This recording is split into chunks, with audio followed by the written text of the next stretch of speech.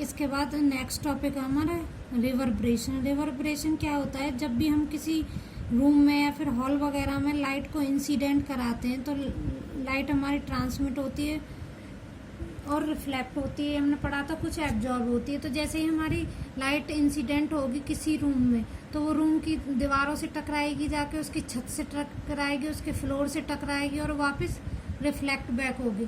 तो इस तरह से हमारी जो साउंड है वो सोर्स से निकलने के बाद कुछ टाइम तक हमारी रूम के अंदर ही रह जाती है। तो यही प्रोसेस हमारी क्या कहलाती है, रिवर्बरेशन, कि कितने टाइम तक सोर्स से निकलने के बाद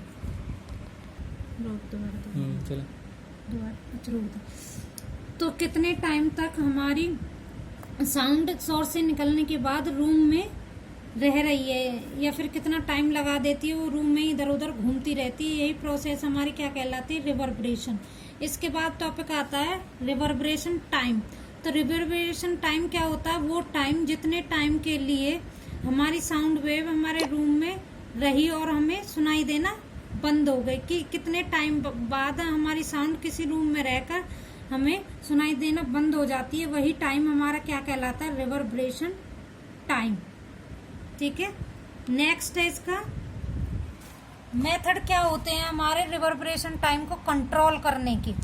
कैसे हम कंट्रोल कर सकते हैं रिवर्बरेशन टाइम को। तो फर्स्ट है हमारा कि हम रूम के अंदर कुछ ओपन विंडो रखें, उससे कंट्रोल हो सकता है। रूम की जो वॉल्स और फ्लोर है उन पे टकराती है, बताया था मैंने, उस पे हम कवरिंग कर दे किसी एब्जॉर्बिंग मटेरियल की, तो वहाँ क्या होगा, जल्दी से वो एब्जॉर्ब हो जाएगी। हम यही तो चाहते हैं कि कम से कम टाइम के लिए हमारी आवाज़ उस रूम में रहे, क्योंकि जो नेक्स्ट आवाज़ आएगी जैसे ऑडिटोरियम वगैरह, अगर पिछली आवाज़ ही गूंजती रहेगी तो डिस्टर्बेंस होगा। तो इसलिए हम कम से कम टाइम के लिए उसे ठहराना चाहते हैं। तो वो मेथड है हमारे। तो कवर कर दे हम वॉल्स और फ्लोर को। थर्ड पॉइंट है हमारा, उसमें हम हैवी कर्टेन लगा दे फोल्ड्स के साथ, या फिर गुड नंबर ऑफ, मतलब बहुत ज़्यादा ऑडियंस हो तब भी जल्दी से एब्जॉर्ब हो जाएगी हमारी साउंड। और उसमें फॉल सीलिंग कर दे, जैसे आजकल छत के नीचे हम प्लाई वगैरह की जो सीलिंग कर देते हैं उसे बोलते हैं फॉल सीलिंग, उसकी कवरिंग कर दे तो भी हमारा साउंड जल्दी से एब्जॉर्ब हो जाएगी और हम रिवर्बरेशन टाइम को कंट्रोल कर सकते हैं। तो ये 4-5 हमारे मेथड है रिवर्बरेशन टाइम को कंट्रोल करने के। नेक्स्ट टॉपिक है हमारा इको। इको क्या होती है, कई बार हमने देखा है जब हम पहाड़ी एरिया में जाते हैं और वहाँ पे जाके एकदम से बोलते हैं तो हमारी जो साउंड होगी हमें दोबारा से सुनाई देती है। जैसा हम बोलते हैं फिर से वो सुनाई देगी, तो वहाँ पे क्या होता है, हमारी साउंड जाती है और किसी पहाड़ या चट्टान वगैरह से टकरा के रिफ्लेक्ट होके वापस हम तक आ जाती है। ये जो प्रोसेस होती है साउंड का रिपीटेशन ही हमारा क्या कहलाता है, इको। इसके बाद हमारा नेक्स्ट टॉपिक है अल्ट्रासोनिक। अल्ट्रासोनिक हमें इनने क्या बताया था, ऐसी साउंड वेव्स जिनकी फ्रीक्वेंसी मोर देन होती है 20 किलोहर्ट्ज से, उन्हें हम क्या कहते हैं, अल्ट्रासोनिक वेव्स। इन्हें हम नहीं सुन सकते हैं बट इसे कुछ एनिमल सुन सकते थे, जैसे डॉग्स बताया था।